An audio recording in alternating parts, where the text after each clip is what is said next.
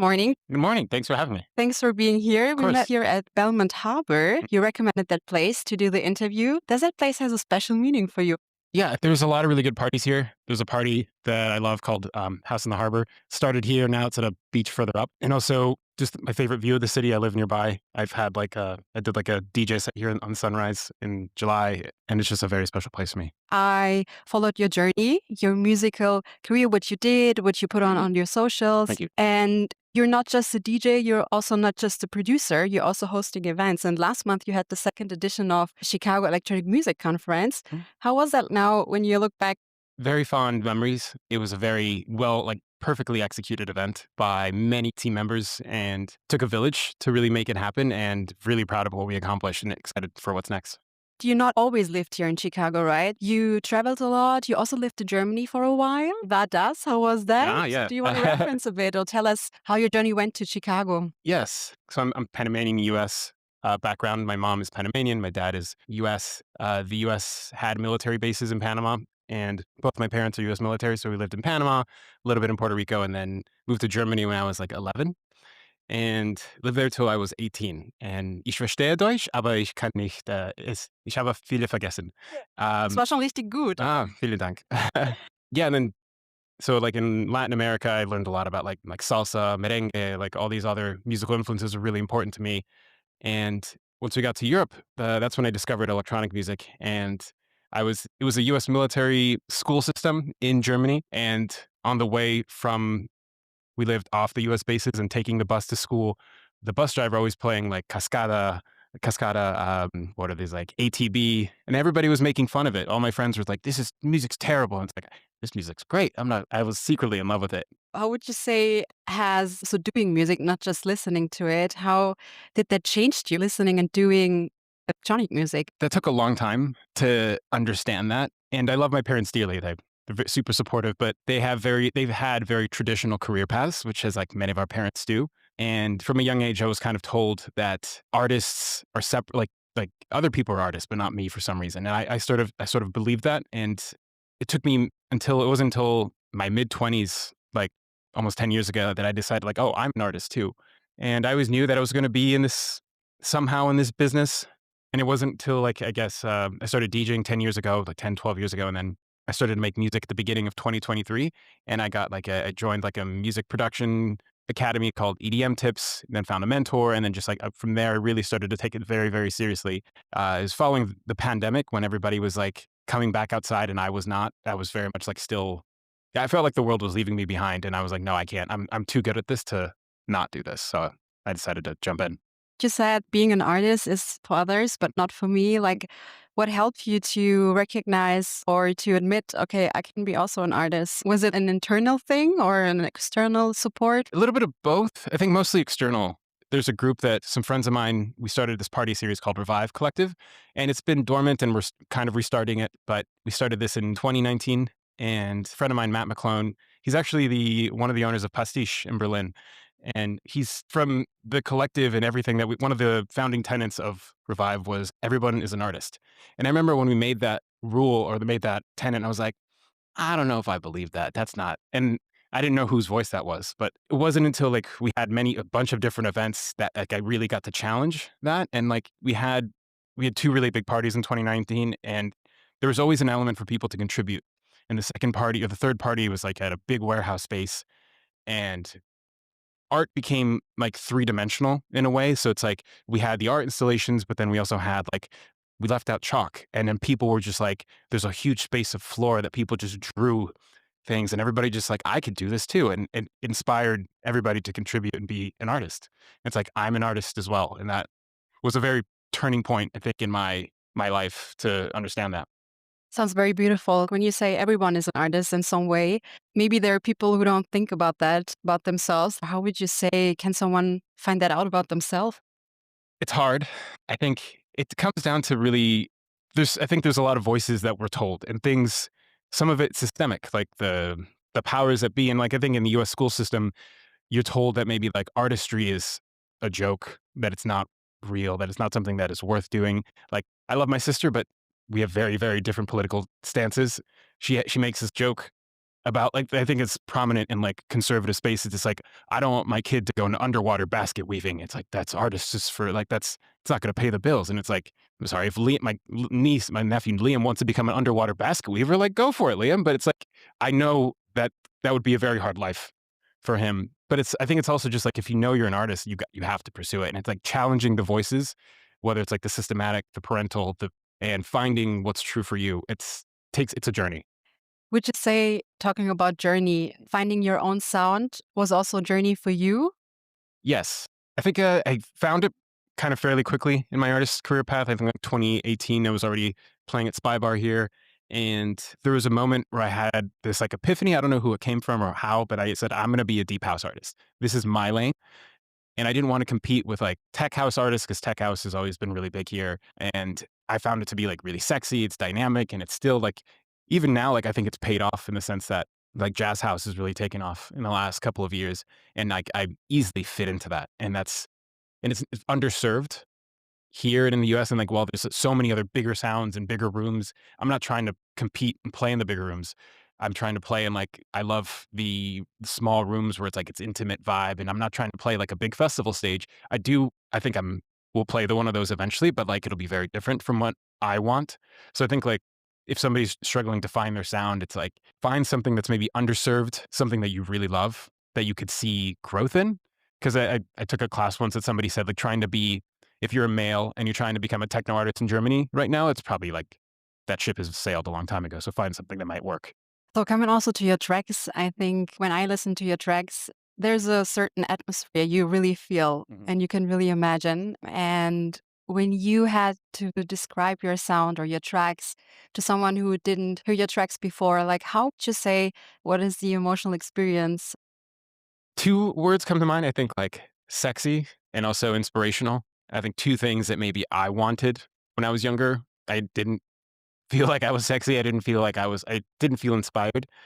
And from the many tracks that I make, I think I want people to have that takeaway. When you make music, sometimes it's a way to process emotions. Mm.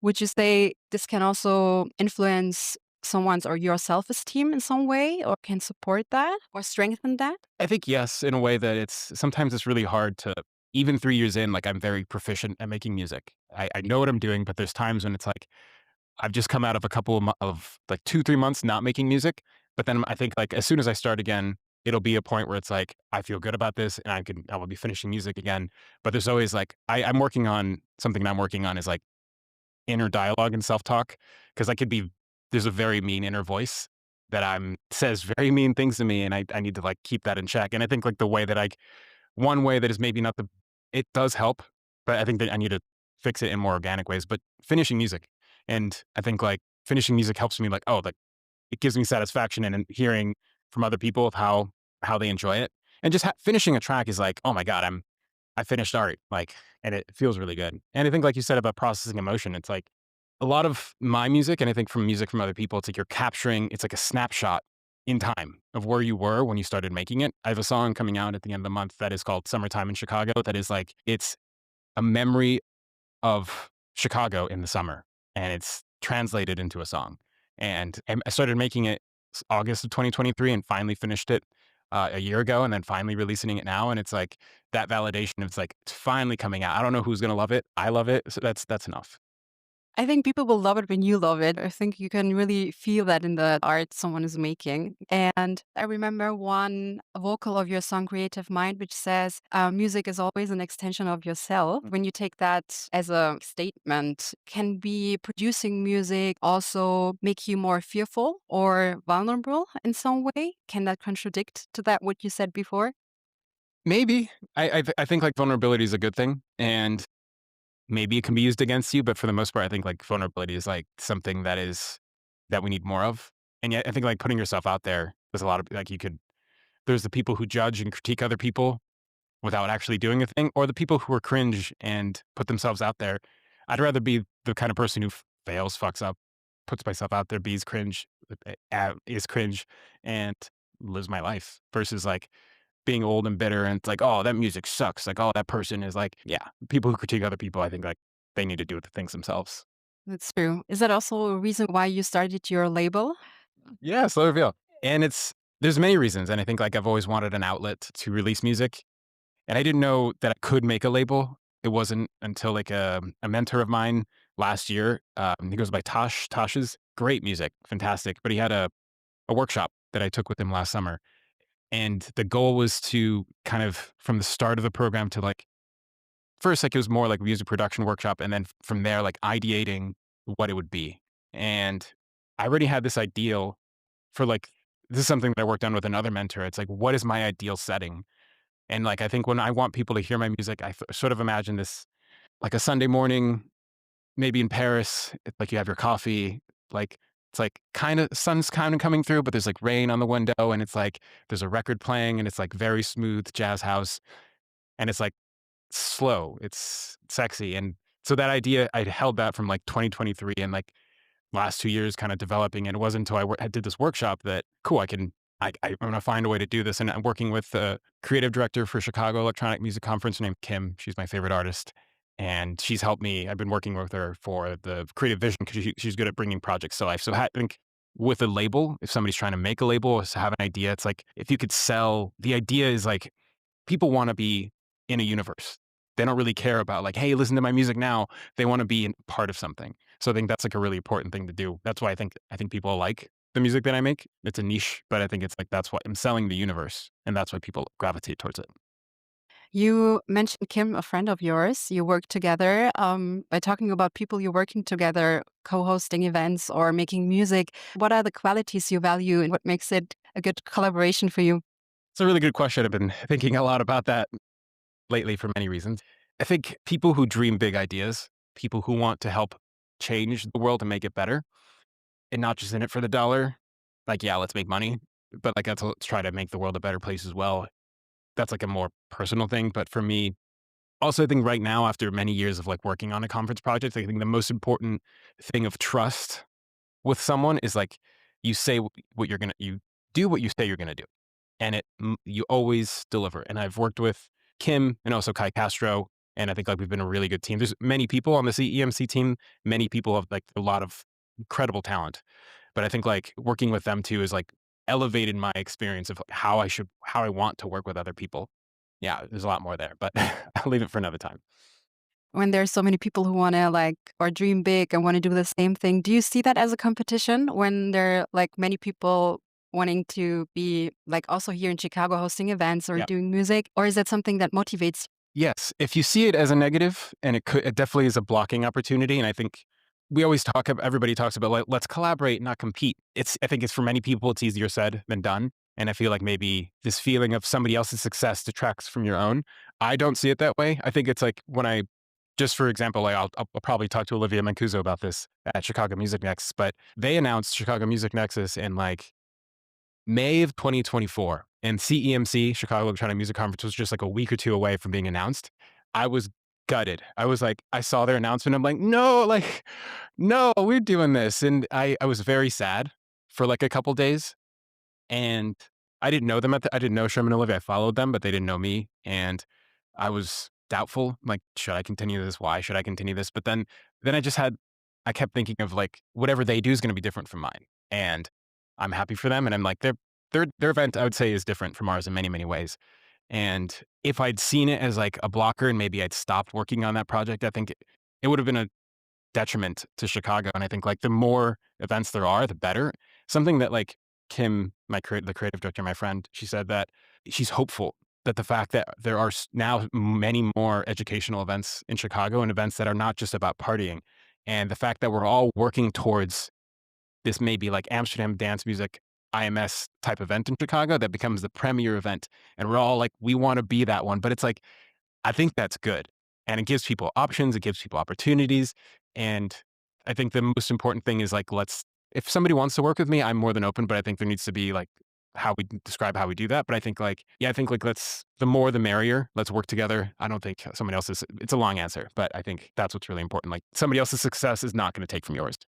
You mentioned another event. What would you say what makes your event outstanding? The educational side, of course, Mhm. but what is special about what you're doing or what you're putting with your team into that?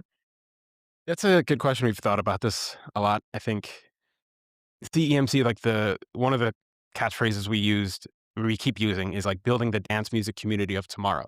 And I think there are a lot of events in Chicago and all over the world that they're very focused on how do you succeed in this current economy? How do you succeed in this market? And how do you like use these tools, which is like, those are really important. That's what we worked with Mike Salvione at Elevated Academy in like one of the workshop rooms, and actually met him at Music Nexus in 2024.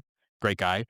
And people want that. They need that kind of educational things. I think like for us and for me, more importantly, like what I want to do is like, there are a lot of problems in this industry. There's so many problems. How do we address them? How do we like take ourselves from here and we build ourselves to like, we build towards the next version of this? And I think like a lot of the skills that'll help us get there are skills and things that have always been around forever in the dance music industry, like being a good person, less drinking, less phone use. So I think like the legacy values are stuff that'll like help us move to the next generation, help us carry it forward. What would you say what contributed positively to you as an artist or as a person while doing all that, thinking about all those things, Mm. how you can bring value to the community, into the electronic music industry, how you can make tomorrow better? How did that positively change you at the end of the day? It's positively changed me in many ways, trying to like put myself to the side for the betterment of the city of Chicago, and just for the scene in general. And it's hard sometimes because it's like as a DJ music producer, sometimes you want to be on the spotlight, and there's always like internal pangs, and it's like, yeah, I do want to play more, I do want to get out more. Eventually, I want to tour one day, and I think I'll need to figure out how to balance that. But I think it's like it feels good to be selfless and to give opportunities to others.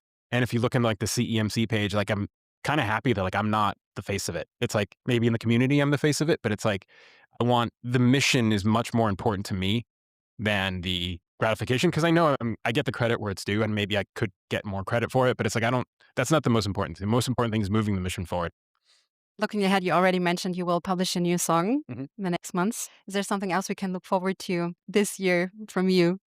Yeah, this year definitely releasing music like every 6 to 8 weeks, and I want to throw a slow reveal party this year. That'll be really fun, and I think with Chicago Electronic Music Conference, I think like what the community really needs, I think, is just like like not weekly, like monthly events where people come to learn, and it's like so much effort put into like the conference that like sometimes you forget that there's like we throw these like monthly events in the spring, and people were just we're coming out of like a week of like heavy work and like building for the conference. And then you go to these networking events and people are like so excited to talk to you and like, oh man, how'd you get into this? And like, they're so excited. You're like, yeah, I could, it's like a whiplash that maybe like working too hard, you lose focus of that. So I want to do more community events that, and I think like as a way for like CEMC to raise money for next year. And so I think those are the next big things. I'm looking forward to it. Thank you for the conversation, Yeah, of the course. Thank you for interview. having me again.